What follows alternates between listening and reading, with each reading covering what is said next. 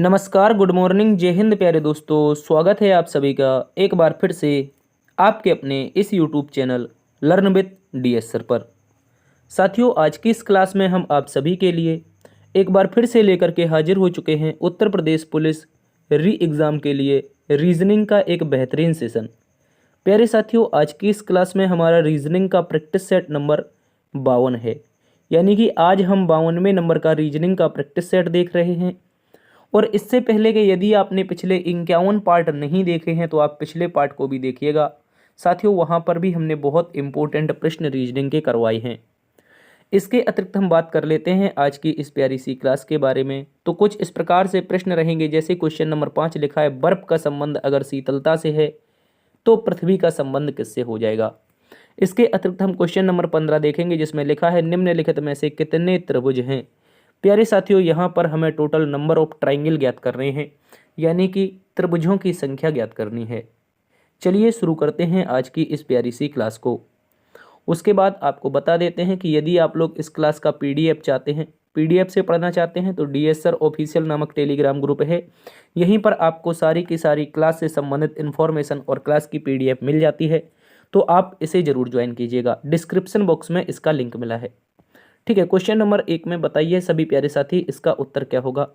प्रश्न नंबर 1 बोला गया है, दिए गए विकल्पों में से संबंधित शब्द चुनिए। भाई साहब, पहला ही प्रश्न है कि बर्फ का संबंध किससे है। भाई शीतलता से है। किससे है? शीतलता से। तो हमें आप लोगों को बताना है साथियों, क्या बताना है कि पृथ्वी का संबंध किससे हो जाएगा। प्यारे दोस्तों, बात करते हैं बर्फ और शीतलता के बारे में। देखो, बर्फ जो है, इसका जो गुण होता है, बर्फ का जो गुण होता है वो शीतलता प्रदान करना होता है। ठीक उसी प्रकार अपने पृथ्वी की बात करते हैं तो पृथ्वी का कुछ गुण होगा। भाई पृथ्वी का जो गुण है वो गुरुत्वाकर्षण है। क्या है? याद रखेंगे, गुरुत्वाकर्षण। एक इम्पोर्टेंट क्वेश्चन है, अच्छे से आप सभी याद रखेंगे, एग्जाम में पूछा जाएगा कि जो बर्फ है शीतलता प्रदान करती है, तो पृथ्वी हमें गुरुत्वाकर्षण के माध्यम से खींचती है। ठीक है, इस बात को याद रखेंगे। तो विकल्प नंबर 2 इस प्रश्न का सही जवाब है। अगले प्रश्न में आ जाएंगे सभी साथी। क्वेश्चन नंबर 2 का उत्तर बताइए। कोडिंग डिकोडिंग का एक शानदार सा प्रश्न है। कहा गया, यदि कॉपीराइट बराबर 2 है, @ बराबर 6 है, डॉलर बराबर 4 है, एंड का मतलब 3 है और परसेंटेज का मतलब 12 है, तो यहाँ पर आपको एक समीकरण दिया गया है। भाई साहब, इस समीकरण को हम लोगों को सॉल्व करना है, तो जो जिसका मान है उसको उसके स्थान पर हम लोग रख देंगे। जैसे किसे रखेंगे? सबसे पहले तो देख लेते हैं भैया, हम यहाँ पर कॉपीराइट आया है तो मतलब इसका 2 है, यहाँ पर प्लस है तो प्लस लगा देंगे। एंड का प्यारे साथियों मतलब 3 है तो हम 3 लिख देंगे। गुणा का चिन्ह लगा है, @ का मतलब 6 है तो हम साथियों 6 लिख देंगे। परसेंटेज का मतलब 12 है, उससे पहले माइनस लगा हुआ है, परसेंटेज का मतलब 12 है। ठीक है, और उसके बाद में भाग लगा हुआ है और डॉलर का मतलब 4 है। अब बताइए इसका उत्तर क्या होगा। साथियों, इसमें हम लगा देंगे बोर्ड मास। क्या लगा देंगे? बोर्ड मास, BODMAS। इसका मतलब होता है bracket of divide multiply add और सब्ट्रैक्ट, यानी कि पहले ब्रैकेट फिर ऑफ फिर डिवाइड का मतलब भाग, मल्टीप्लाई का मतलब गुणा, ऐड का मतलब जोड़ना और सब्ट्रैक्ट का मतलब घटाना। तो दोस्तों सबसे पहले हम यहाँ पर भाग लगाएंगे। भाग लगाएंगे तो कितनी बार में जाएगा? 4 तिया 12, 4 तिया 12 माइनस का 6 तिया 18 यहाँ पर हो जाएगा इस तरह से, और यहाँ पर प्लस का आपका 2 होगा, तो प्लस प्लस वाले जुड़ जाएंगे, 18 2 हो जाएगा 20 साथियों, और घटेगा 3, तो प्रश्न का उत्तर आएगा 17। क्या आएगा साथी? सभी लोग अच्छे से याद रखेंगे, प्रश्न का जो उत्तर आएगा विकल्प नंबर 3 क्वेश्चन नंबर 2 का सही उत्तर है। 17 इसका राइट आंसर है। अगले प्रश्न में आ जाओ। अगला प्रश्न एक बेहतरीन सा क्वेश्चन है दोस्तों, रैंकिंग से संबंधित है। कह रहा है, एक पंक्ति में व्यक्ति ए पी और क्यू के ठीक मध्य में खड़ा है। पी पंक्ति के आरंभ से 28वें स्थान पर है और क्यू पंक्ति के अंत से 20वें स्थान पर है। पी और ए के बीच में 2 व्यक्ति हैं। पंक्ति में कुल कितने व्यक्ति हैं ये बताना है। तो दोस्तों सबसे पहले तो हम पहली लाइन देखते हैं कि जो ए नाम का बंदा है वो पंक्ति में ए और पी के बीच, जो ए नाम का बंदा है वो पी और क्यू के बिल्कुल बीचों बीच भैया खड़ा है। इसके बाद अगली ही लाइन में उसने बोला है कि पी पंक्ति के आरंभ से 28वें स्थान पर है, तो मैं पंक्ति के आरंभ से 28वें स्थान पर, प्यारे साथियों अच्छे से याद रखेंगे, पंक्ति के आरंभ से 28वें स्थान पर किसको बना दूंगा साथियों? पी को बना दूंगा। इसके बाद में बोला है पिछली लाइन में ए जो है वो पी और क्यू के बीच में है, इसको अभी छोड़ दो। अगली लाइन देखोगे तो बोला है पंक्ति के अंत से क्यू 20वें स्थान पर है। भैया जी पंक्ति के अंत से, कहाँ से? पंक्ति के अंत से जो क्यू नाम का लड़का है वो क्या है? 20वें स्थान पर है। इस बात को याद रखेंगे। अब देख लीजिए साथियों यहाँ पर, अब उसने बोला था पी और क्यू के बीच में, पी और क्यू के बीच में कितने भैया लड़के हैं? आप कहोगे साथियों यहाँ पर पंक्ति में पी और क्यू के बीच में मध्य में कौन बैठा था? भाई साहब ए बैठा था। अब इसको बिठा दो। लड़कों की बात नहीं हो रही थी, ये ए नाम का जो बंदा था ये जितनी दूर पी से है उतनी ही दूर क्यू से है। लेकिन जब हम अगली ही लाइन को देखते हैं, अगली ही लाइन को देखते हैं तो बोला है पी और ए के बीच में 2 व्यक्ति हैं। भैया जो पी है और ए है इनके बीच में कितने व्यक्ति हैं? तो सभी साथी बोलेंगे 2 व्यक्ति, अर्थात एक व्यक्ति हम यहाँ पर रखेंगे, दूसरा यहाँ पर। अब मुझे बताओ भाई पी ए के बीच में 2 हैं तो यहाँ पर क्यू और ए के बीच में भी 2 होने चाहिए। क्यों? क्योंकि प्यारे दोस्तों जो ए है वो पी से भी समान दूरी पर है और क्यू से भी समान दूरी पर है, तो 2 बंदे यहाँ पर हो जाएंगे। अब साथियों हमें टोटल ज्ञात करना है। टोटल के लिए गौर से समझेंगे। 28 बंदे तो ये हो गए, 20 बंदे ये हो गए। अगर मैं पी को यहाँ से हटा देता हूँ, ठीक है, पी को मैं यहाँ से हटा देता हूँ और क्यू को हम यहाँ से हटा देते हैं, तो भैया 28 सीधे सीधे ये हो गए पी तक के और क्यू तक के पीछे से 20 हो गए। लेकिन भैया अभी 5 लोग, 2 लोग ये, एक ये ए और 2 लोग ये, यानी 5 लोग और बच रहे हैं। तो इसमें सभी को जोड़ देंगे, सभी को जोड़ेंगे। 8 5 13 की 3 आएगा, 2 2 4 1 5 यानी 53। साथियों जैसे ही आपसे पूछा जाएगा पंक्ति में कितने बच्चे हैं तो विकल्प नंबर 3 आप लोग बताएंगे कि सर 53 बच्चे हैं। ठीक है, इस बात को सभी याद रखेंगे। चलिए अगले प्रश्न में।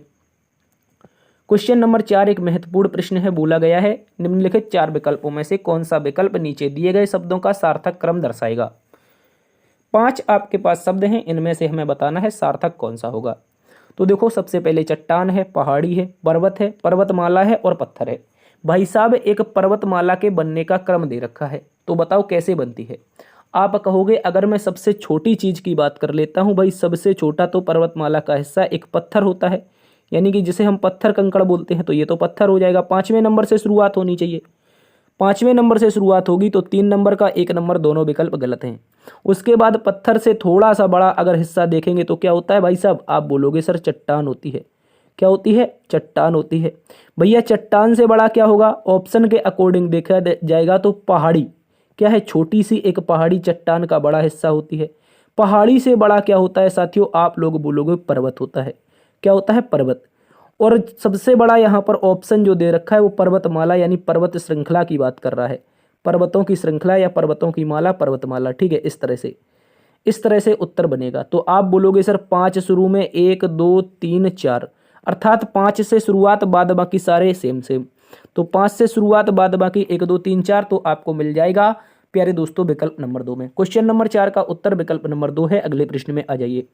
अगला प्रश्न एक सीरीज का महत्वपूर्ण प्रश्न दिया गया है दोस्तों। बोला है दी गई श्रृंखला में लुप्त पद ज्ञात कीजिए, अंत में क्वेश्चन मार्क है, यहाँ पर ज्ञात करना है। तो ठीक है, आप लोग अच्छे से समझेंगे। सबसे पहले हम 3 को रख देंगे, उसके बाद देखेंगे 10 रखेंगे, उसके बाद प्यारे साथियों 20 को देखेंगे, आगे साथियों हम लोग 30 को देखेंगे, 30 के बाद हम 49 को देखेंगे, 49 के बाद में 68 को देखेंगे और आगे क्वेश्चन मार्क। भैया इसके बाद अब देख लो, अब आप लोग देखोगे तो इनके बीच का सीधा सीधा अंतर। भाई साहब पहली बार में +7 हुआ है, दूसरी बार में देखो प्लस का 10 हुआ है, अगली बार में देखने जाओगे तो साथियों प्लस का 13 हुआ है, अगली बार में देखने जाओगे तो साथियों प्लस का 16 हुआ है, और आगे देखोगे तो प्यारे साथियों यहाँ पर आपका हो जाएगा, क्या हो जाना चाहिए, 16 3 19 हो जाना चाहिए। क्योंकि प्यारे दोस्तों हर बार में नीचे प्लस का 3 हो रहा है। देखो हर बार में प्लस का 3 होगा प्यारे साथियों, और आगे देखोगे तो भी प्लस का 3 होगा, और आगे देखोगे तो भी प्लस का 3 होगा, और यही क्रम आगे भी जारी रहेगा। तो प्लस का 3 करते ही ऊपर जब हम जाएंगे तो यहाँ से यहाँ पर पहुँचने के लिए प्लस का 22 करना पड़ेगा। जैसे ही साथियों आप लोग 22 को 68 में जोड़ोगे तो इस क्वेश्चन मार्क के स्थान पर जो नंबर आएगा वो आप लोगों का 90 होगा। क्या होगा साथियों? 90 होगा। इस बात को याद रखेंगे, जो कि विकल्प नंबर 3 में है। आप लोग अच्छे से सीरीज को याद रख लेंगे। प्रश्नवाचक चिन्ह के स्थान पर 90 आएगा और प्रश्न नंबर 5 का उत्तर विकल्प नंबर 3 होगा। ठीक है, लॉजिक क्या था, एक समांतर सीरीज चल रही थी 7 10 13 16 19, तो आगे वाली 22 होगा क्योंकि हमारा समांतर नीचे 3 की सीरीज मिली थी।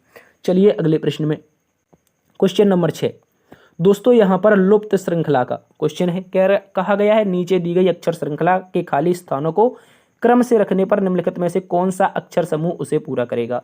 तो भैया सबसे पहले इनको हम अलग से लिखेंगे। एल है, फिर डैश है, फिर एन है, फिर डैश है, फिर एम है, फिर एल है, फिर एल है साथियों, फिर एम है, उसके बाद में फिर डैश है, फिर एन है, फिर डैश है, फिर एल है।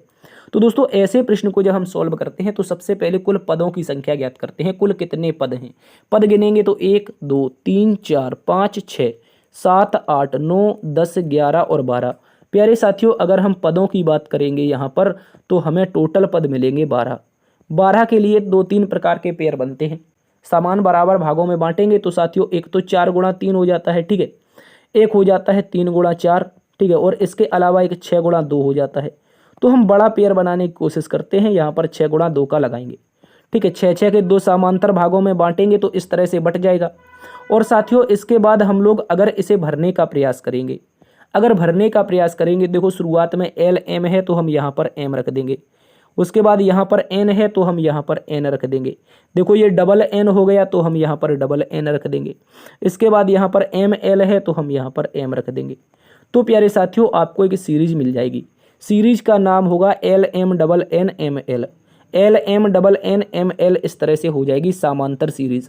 और दोस्तों इसमें आपको याद रखना हम लोगों ने फिल क्या क्या किया है, तो सबसे पहले एम को भरा है, फिर एन को भरा है, फिर एन को भरा है, फिर एम को भरा है, अर्थात आसपास एम बीच में डबल एन, आसपास एम बीच में डबल एन को देखेंगे तो विकल्प नंबर 2 में है साथियों, और विकल्प नंबर 2 क्वेश्चन नंबर 6 का एकदम सही जवाब होगा। चलिए दोस्तों क्वेश्चन नंबर 7 में चलते हैं। क्वेश्चन नंबर 7 में बोला गया है एक शब्द दे रखा है, यदि शब्द वॉल्यूमिनोसिटी के दूसरे आधे भाग को व्युत्क्रम में लिखा जाता है तो निम्नलिखित में से कौन सा अक्षर बाएं छोर से दूसरे अक्षर के दाईं ओर 7वां होगा, ये बताना है। तो प्यारे साथियों आप सभी इसको पहले अच्छे से समझेंगे। पहले तो हम जो हमारा वॉल्यूमिनोसिटी दे रखा है इसको लिख लेंगे, वॉल्यूमिनोसिटी माफी चाहेंगे, यहाँ पर वी ओ, उसके बाद में क्या है एल, फिर यू है, उसके बाद में एम है, फिर आई है, फिर क्या है साथियों एन है, फिर ओ है, और उसके बाद में आगे देखोगे तो एस होगा, फिर आई होगा, फिर टी होगा, फिर वाई होगा। ये हो गया प्यारे साथियों हमारे सामने वॉल्यूमिनोसिटी, ठीक है, इस तरह से। अब दोस्तों इसमें बोला पहले माफी चाहेंगे दूसरे आधे भाग को उल्टा कर देना है। भाई सबसे पहले तो समान भाग गिनो, कुल कितने लेटर हैं 1 2 3 4 5 6 7 8 9 10 11 12, यानी कि हमारे पास 12 लेटर आए हैं। तो हम 12 लेटर के 2 समान भाग बना सकते हैं। 2 समान भाग कौन से, ये 2 बनेंगे। तो अब पहला भाग ये हो गया भैया और दूसरा भाग ये हो गया, लेकिन उसने बोल दिया है पहले भाग को एज इट इज रखो, दूसरे आधे भाग को व्युत्क्रम कर दो। तो भाई मैं कहूँगा वी ओ, उसके बाद में एल यू, उसके बाद में एम आई, और यहाँ से व्युत्क्रम करना शुरू, यानी कि Y T I S O N, ठीक है, इस तरह से यहाँ से हमने व्युत्क्रम कर दिया। अब देखो उसने बोला है कि अक्षर, कौन सा अक्षर, क्या बताना है, कौन सा अक्षर बाएं छोर से यानी लेफ्ट हैंड से, क्या बताना है साथियों, यानी कि लेफ्ट हैंड से दूसरे अक्षर की राइट हैंड 7th अक्षर होगा। प्यारे दोस्तों गौर से देखो ये दोनों अपोजिट मिले हैं तो इनको जोड़ देंगे। पहले तरफ से पकड़ेंगे, लेफ्ट से 7 2 9, लेफ्ट से 7 2 9 का मतलब है कि बाईं ओर से। भैया हमने कई बार बताया है कि दिशा हमारी बाईं इस तरफ होती है उल्टे हाथ की तरफ, और दाईं दिशा ये होती है। तो बाईं ओर से 7वां अर्थात लेफ्ट से माफी चाहेंगे बाईं ओर से 9वां, तो लेफ्ट से 9वां कौन सा हो जाएगा, पहला दूसरा तीसरा चौथा पांचवा छठवां सातवां आठवां और 9वां। प्यारे दोस्तों 9वां अक्षर जो आएगा वो आई आएगा, जो कि विकल्प नंबर 2 में है। प्रश्न नंबर 7 का भी उत्तर हमारा विकल्प नंबर 2 होगा। इस बात को आप सभी अच्छे से याद रखेंगे। चलिए दोस्तों अगले प्रश्न में चलते हैं। अगला प्रश्न दोस्तों क्वेश्चन नंबर 8, एक महत्वपूर्ण प्रश्न आप सभी को दिया गया है। इस प्रश्न में हमसे बोला है, इस प्रश्न में कथन में विभिन्न तत्वों के बीच में संबंध दर्शाया गया है। भाई साहब हमें एक कथन दे रखा है, इनइक्वालिटी का एक बेहतरीन सा क्वेश्चन है दोस्त, इनइक्वालिटी का बेहतरीन सा क्वेश्चन है, और हमें निष्कर्ष 2 दे रखे हैं, इनको बताना है। तो आप गौर से सबसे पहले तो समझ लो भैया, सबसे पहले निष्कर्ष को देखो, क्या पूरा एक निष्कर्ष ही है, आप बोलेंगे हाँ सर बिल्कुल एक ही निष्कर्ष है। ये जो पूरा का पूरा दे रखा है हमें, ये पूरा का पूरा एक ही निष्कर्ष है। चलिए देखते हैं। अब यहाँ पर कहीं कुछ लॉजिक बनेगा, हाँ बिल्कुल बनेगा। देखो यहाँ से साथियों ये जो एन है ये बराबर में किसके है, आप लोग बोलोगे जो एन है साथियों, गौर से समझेंगे आप साथियों, यहाँ पर एन बराबर सी के है, पहली बात ये है। और दूसरी बात यह है कि टी बराबर आई के है। ठीक है, इस बात को याद रखेंगे। इसके अलावा अब पहला वाला देख लेते हैं, क्या बोला है, क्या भैया एफ जो है वो छोटा है एन से। मुझे बताओ क्या जो एफ हमारे पास है, ये जो एफ है ये छोटा है एन से। एक मिनट, छोटा बनाना था, बड़ा नहीं, छोटा है एन से। आप बोलेंगे चलिए देखते हैं, एफ छोटा है यू से और यू छोटा और बराबर है एन के। तो अर्थात आप कह सकते हो कि सर एफ अगर यू से छोटा है और यू हमारा छोटा बराबर है किससे, एन से, तो एन हमारा यहाँ पर आ सकता है। तो आप कहोगे कि एफ छोटा है एन से, इस तरह से। अर्थात पहला वाला हमारा क्या है, सत्य है। पहला वाला निष्कर्ष सत्य है। अब दूसरे वाले निष्कर्ष को देखते हैं साथियों। दूसरा वाला निष्कर्ष हमें कहाँ पर दे रखा है, एक मिनट देखते हैं इसको अच्छे से। दूसरा वाला निष्कर्ष है कि आई, साथियों क्या बोला है दूसरे वाले में, ये तो पहला खत्म हो गया। अब दूसरे वाले को यहाँ पर देखते हैं। बोला है जो आई है वो बड़ा और बराबर है आर के, ये पूछा है। क्या आई हमारा बड़ा और बराबर है आर के? तो आप देखोगे यहाँ पर, गौर से देखो यहाँ पर, ठीक है। तो यहाँ से आप पाओगे कि आई भैया बड़ा है ओ से, ओ बड़ा और बराबर है आर के। तो वही कंडीशन मेरी बन रही है कि आई यहाँ पर बड़ा रहेगा किससे, ये ओ को अगर हम इसके स्थान पर ले जाएं, चूंकि बड़ा भी है और बराबर भी है, तो आर हमारा यहाँ पर आ सकता है। तो आप कहोगे भैया आई, क्या बोला है, आई बड़ा है आर से, ये तो आई बड़ा हो रहा है आर से, लेकिन निष्कर्ष हमसे पूछ रहा है क्या आई बड़ा और बराबर है आर के, तो ये बिल्कुल भी नहीं बनेगा। अर्थात दूसरा वाला बिल्कुल गलत है। तो आप सीधा सा बोल दोगे यदि केवल एक निष्कर्ष निकलता हो, only first conclusion are right.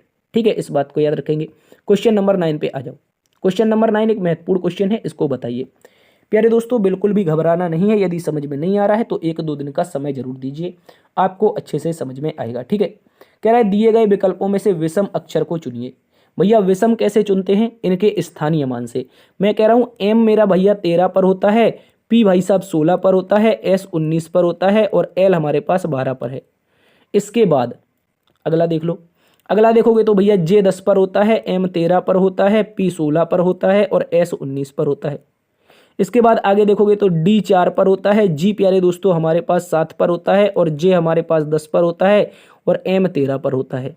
उसी प्रकार यू हमारे पास 21 पर होता है भैया, एक्स हमारे पास 24 पर होता है और ए हमारे पास 1 पर, अर्थात इसे हम 27 भी लिख सकते हैं क्योंकि 26 लेटर होते हैं जेड तक। तो अगला लेटर 26 के बाद 27 नंबर होना चाहिए बेसिकली, लेकिन 27 ना होकर के वर्णमाला में 1 हो जाता है तो हम 1 लिख सकते हैं।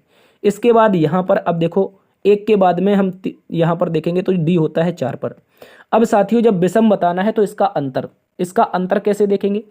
देखो पहली संख्या में अगले पे बढ़ेंगे तो +3 होगा, फिर यहाँ से बढ़ेंगे तो +3 होगा, लेकिन भैया यहाँ से हम बढ़ेंगे तो यहाँ पर पे -7 हो जाएगा। क्या हो जाएगा, यहाँ पर से हमारा साथियों जो हो रहा है वो -7 हो रहा है। एक मिनट यार, ये हमारा -7 हो रहा है। ठीक है, इस बात को याद रखेंगे। इसके बाद यहाँ से बढ़ते हैं, यहाँ से बढ़ते हैं तो +3 है, यहाँ से फिर बढ़ते हैं +3 है, फिर से आगे बढ़ते हैं तो +3 है। ठीक है, यानी कि हर बार में 3 जुड़ रहा है। 4 में 3 जोड़ोगे 7 होगा, 7 में भैया 3 जोड़ोगे 10 होगा, 10 में 3 जोड़ोगे तो कितना हो जाएगा 13। यहाँ पर 21 में 3 जोड़ोगे 24 होगा। ठीक है, 24 में 3 जोड़ोगे भैया 27 होगा। बिल्कुल सही बात है, चूंकि 1 को हम 27 भी लिख सकते हैं अंग्रेजी वर्णमाला में। ठीक है, क्योंकि 26 ही लेटर होते हैं तो अगला लेटर हमारा पहले पर आ जाता है, चूंकि 27 हो सकता है। उसके बाद 1 में अगर 3 जोड़ोगे तो 4 हो जाएगा।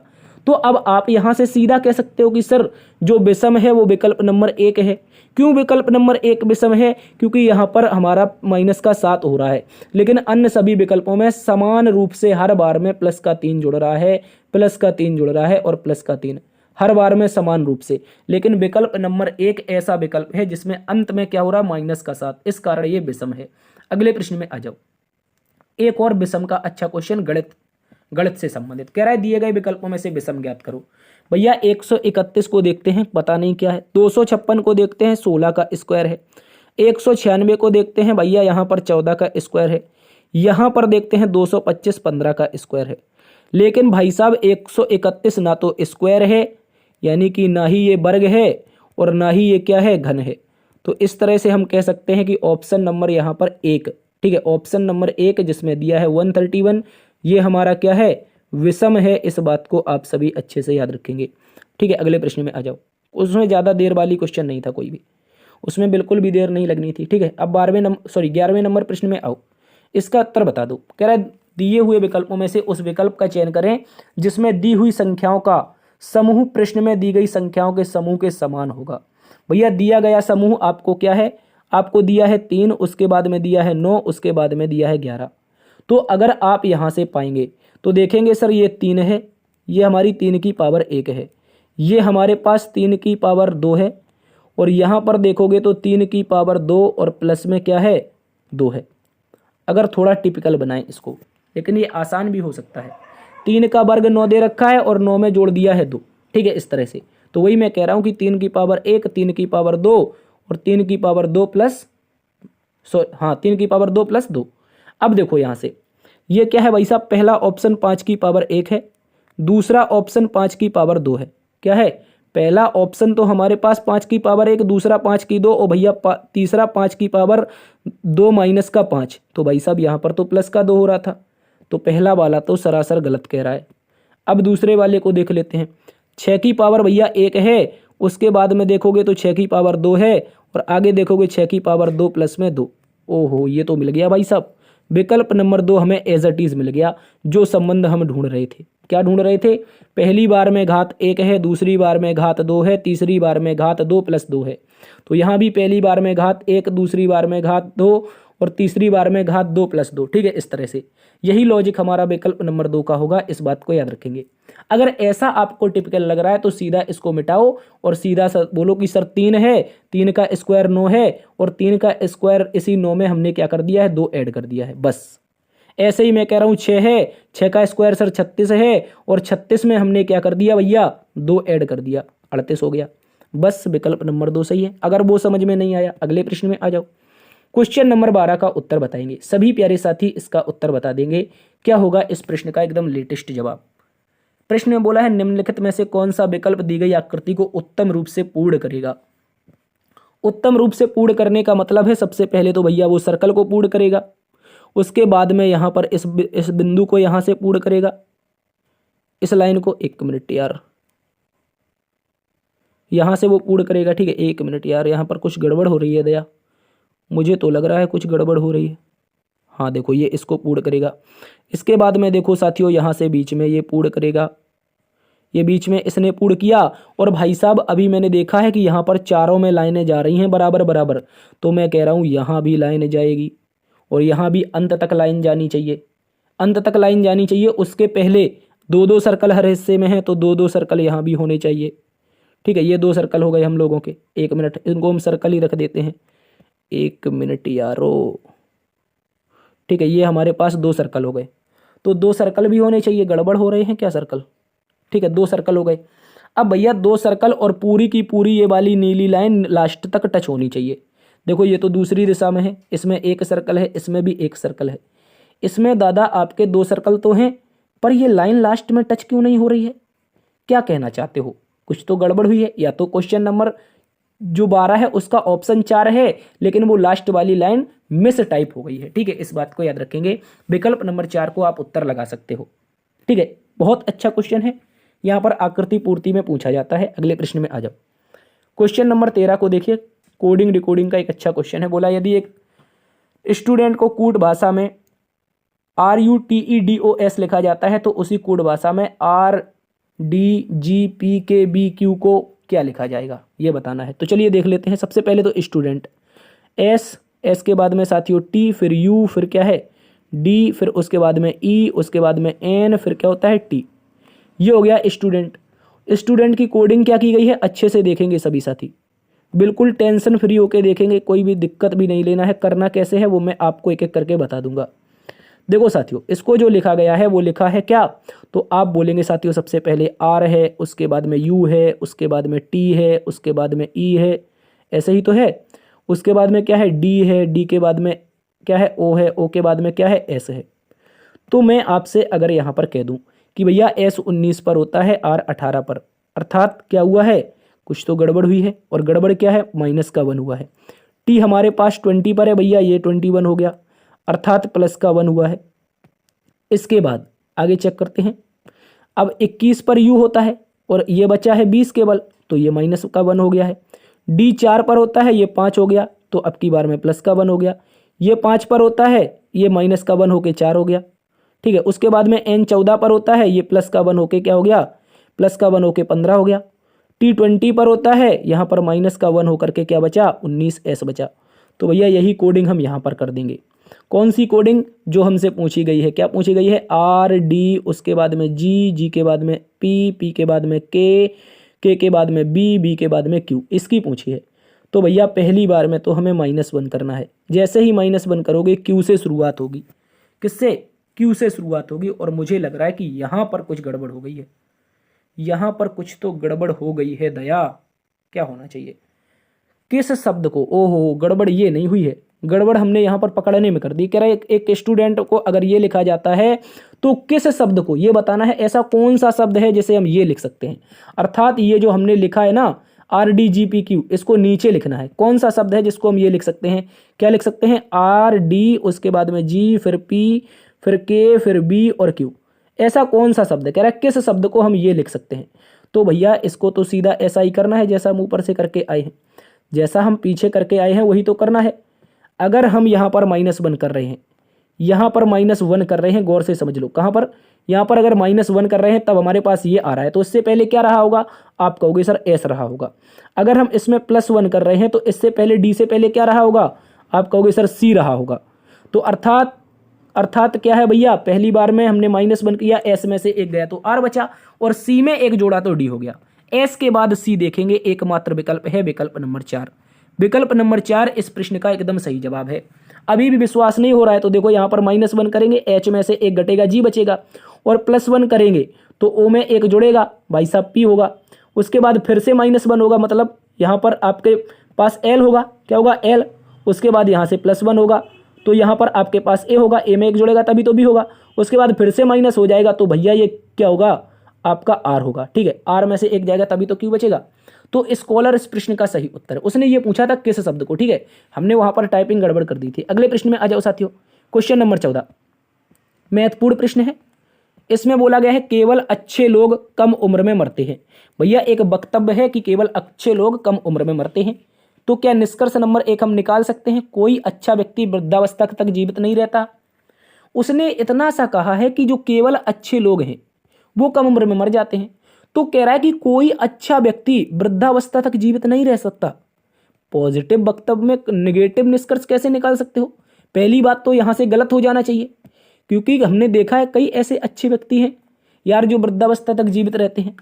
ठीक है, जैसे आप रविन्द्रनाथ टैगोर को ले लीजिए, महात्मा गांधी जी को ले लीजिए, ये तो आपके यूनिवर्सल ट्रुथ है, और यूनिवर्सल ट्रुथ कभी भी गलत नहीं हो सकते। ठीक है, कह रहा है केवल अच्छे लोग कम उम्र में मरते हैं, तो मैंने कहा ठीक है भाई मान ली, लेकिन उसने निष्कर्ष कैसे निकाल सकते हो, वो कैसे कह सकता है कि कोई अच्छा व्यक्ति वृद्धावस्था तक जीवित नहीं रह सकता। हमने उदाहरण दिया महात्मा गांधी जी का, जीवित रहे थे। ठीक है, इसके बाद दूसरा कह रहा है वृद्धावस्था तक जीने वाला हर व्यक्ति बुरा होता है। भाई ऐसा भी नहीं कह सकते, ये बिल्कुल नहीं कह सकते। महात्मा गांधी वृद्धावस्था तक जिए थे, वो बुरे व्यक्ति थे क्या? बिल्कुल नहीं थे। तो भाई ये भी गलत है, और इस स्थिति में आप बोलोगे नाइदर नोर। ठीक है, ये यूनिवर्सल ट्रुथ वाली बात है भैया, इस बात को याद रखेंगे। नाइदर नोर, ना तो फर्स्ट ना तो सेकंड अनुसरण करता है, इस बात को याद रखेंगे। चलिए अगले प्रश्न में आ जाओ। क्वेश्चन नंबर 15 एक महत्वपूर्ण प्रश्न है साथियों। इस प्रश्न में बताना है निम्नांकित आकृति में कितने त्रिभुज हैं। भैया ये एक MCQ क्वेश्चन है, ऐसा कोई एग्जाम अभी तक नहीं गया है जिसमें ये प्रश्न ना पूछा गया हो। लिखित है, ये बात लिखित है। कोई भी एग्जाम देने जाओ, आप यूपी पुलिस का देने जाओ, RPF का देने जाओ, SSC CGL का देने जाओ, SSC CHSL MTS, जो भी एग्जाम होता है हर एक एग्जाम में ये क्वेश्चन पूछा जाता है। अगर आपसे आकृति की गणना पूछी जाएगी तो बताओ क्या होगा इसका सही उत्तर। तो बहुत सारे स्टूडेंट ने सीधा रट लिया है। क्या रट लिया है कि सर इसमें 16 ट्राइंगल हैं। कितने हैं? 16। भैया 16 कैसे है वो मेरी गारंटी है, मैं आपको गिनवाऊंगा। लेकिन उससे पहले एक ट्रिक बताऊंगा कि साथियों जब भी ऐसी आकृति मिले तो कितने त्रिभुज हैं। आप कहोगे सर मजाक कर रहे हो, एक ही त्रिभुज तो है इसमें, कितने त्रिभुज हैं? आप बोलोगे सर एक त्रिभुज है, लेकिन मैं आपसे कह दूंगी भैया अगर मैं इसमें एक लंब खींच दूं, एक शीर्ष से एक लंब खींच दूं, तो अब बताओ कितने त्रिभुज हैं। तो आप कहोगे सर एक त्रिभुज ये रहा, दूसरा त्रिभुज ये रहा, और मैं कहूंगा आप गलत हैं, चूंकि यहाँ पर 3 हैं। कैसे हैं? 1 + 2 करके, 1 + 2 करके 3 हैं। तो कैसे हैं भैया? 1 2 और तीसरा दोनों से मिलकर के बनेगा, तभी तो 3 होंगे। आप कहेंगे बिल्कुल सर बात सही है आपकी। तो मैं कहूंगा बस यही ट्रिक पकड़ लो और इस बिंदु पर एक उंगली रख लो। इस बिंदु पर उंगली रखोगे तो पहली आकृति ऊपर की ओर जाओगे, फिर नीचे आओगे, फिर यहाँ पर मिलोगे तो मिल गई। और ये आकृति मिल गई तो 1 और 2 कितने हो गए भैया, 3 हो गए। अभी इसी बिंदु पर आपको रहना है, भगना बिल्कुल भी नहीं है। इसी बिंदु से यहाँ पर भागोगे नीचे की ओर, नीचे की ओर भागोगे तो भैया 3 यहाँ पर भी मिल जाएंगे, 1 और 2 कितने मिल गए, 3। भगना बिल्कुल भी नहीं है, इसी आकृति पर डटे रहना है भैया, इसी बिंदु पर डटे रहना है। रेड कलर से पकड़ लो, अब यहाँ से जाओ, अब यहाँ पर जाओ, फिर नीचे आओ, फिर यहाँ से काटो तो 1 2 कितने हो गए भैया, आप लोग बोलोगे 3। और मैं कहूँगा भैया 3 का पहाड़ा पढ़ना शुरू कर दो। 3 एकम 3, 3 दूनी 6, 3 त्रिका 9। टोटल ट्राइंगल की संख्या 9 हो चुकी है। इसके बाद अब मैं गणना करूँगा एक एक करके, एक एक करके गणना करूँगा तो यहाँ से पाऊँगा। देखो गौर से समझो, मैं इसका साइज बढ़ा लेता हूँ। तो पहला ट्राइंगल यहाँ से मिलेगा, देख लो भाई साहब, पहला ट्राइंगल ये वाला मिल गया तो +1 कर दिया। दूसरा ट्राइंगल इसके अपोजिट मिल गया दादा, गौर से देखो, दूसरा ट्राइंगल इसके अपोजिट मिल गया तो आप कहोगे बिल्कुल बात सही है सर आपकी, दूसरा मिल गया तो हम +1 और कर देते हैं, ठीक है। इसके अलावा बिल्कुल भी नहीं भागना है भैया, बिल्कुल भी नहीं भागना है। मैं कलर दूसरा ले लेता हूँ। दूसरा कलर जैसे ही लूँगा तो आप पाओगे कि सर एक ट्राइंगल और है। यहाँ से देखो, यहाँ से जहाँ से मेरी नज़र जा रही है, इस नज़र से देखो, तुम मेरी नज़र से भैया देख लो तो एक ट्राइंगल ये मिल जाएगा, +1 है। और ऐसे ही अगर मेरी नज़र से देखते रहोगे तो आपको एक ट्राइंगल और दिखवा दूंगा, ये ग्रीन कलर से, ये वाला दादा, ये वाला एक और दिखवा दूंगा भाई। बिल्कुल भी नहीं डरना है, बिल्कुल भी नहीं डरना है। तो +1 और कर दो, कितने हो गए, 9 1 10, 10 1 11, 11 1 12, 12 1 13। प्यारे साथियों 13 यहाँ पर लिख लो। 13 के बाद अभी आप कहोगे कि सर अभी मैंने सबसे बड़ा वाला नहीं चेक किया। कौन सबसे बड़ा वाला, ये जो मैंने आपको अभी ट्रिक के रूप में बताया था, ये वाला बंदा तो अभी हमने बताया ही नहीं। कहाँ नहीं बताया, तो देखो मैं ब्लैक से बता देता हूँ भाई, गौर से देख लो। ये काला कलर मेरा भागा और यहाँ से भागा ऊपर की ओर गया, फिर नीचे की ओर आया। तो दोस्तों मैं कहूँगा वही शीर्ष है, वही आधार है, वही एक बिंदु पड़ा है। तो 1 और 2 दोनों से मिलकर के बनेंगे 3। तो प्यारे साथियों 13 में 3 जोड़ दोगे आप लोग 16 आ जाएगा। क्या आ जाएगा, 16। और 16 हमने पहले ही टिक लगवा दिया था, क्योंकि बहुत सारे स्टूडेंट इसको रट के बैठे हैं, सर हम रट लेंगे, हम काउंटिंग नहीं करेंगे, ऐसी आकृति जब भी आएगी 16 होंगे। कितने होंगे, 16। और मैंने एक एक करके आपको काउंट करवाए हैं। जल्दी से बताओ क्या समझ में आया आप लोगों को, जल्दी से बता दो। मैंने एक एक भैया काउंट करवा दिया। यदि अभी भी समझ में नहीं आया है तो 2 मिनट वीडियो कह के पीछे कर लो और एक बार से फिर गिन लो सारे, ठीक है। तो फिलहाल आज की क्लास में इतना ही रखते हैं। आई होप आज की क्लास आप सभी को पसंद आई होगी। पसंद आई है तो एक बार से सेशन को आप लोग लाइक कर दीजिए। आप लोगों का हृदय की असीम गहराइयों से बहुत बहुत धन्यवाद। आपका अपना परिवार 20,000 लोगों का परिवार हो चुका है, ठीक है। अभी बहुत लंबा सफ़र तय करना है, क्या बोलते हैं, अभी तो नापी है सिर्फ मुट्ठी भर जमी, अभी पूरा आसमान बाकी है, ठीक है। अगर आप लोगों का साथ रहा तो ये learn with DS sir, a vision for India success, ठीक है प्यारे दोस्तों, ये बहुत आगे तक जाएगा। जब तक जान रहेगी तब तक भागता रहेगा। तो आप लोगों ने जो प्यार दिया है, एक बार दिल से बहुत बहुत धन्यवाद। मेरे पास कोई शब्द नहीं है, मैं निशब्द हूँ। थैंक यू सो मच, बहुत बहुत धन्यवाद। जिन लोगों ने नहीं किया है सब्सक्राइब तो अभी फिर से कर लीजिए, ठीक है। बहुत बहुत धन्यवाद। मिलते एक नई वीडियो में, तब तक के लिए अपना ख्याल रखना। जय हिंद, जय भारत, जय मां सरस्वती।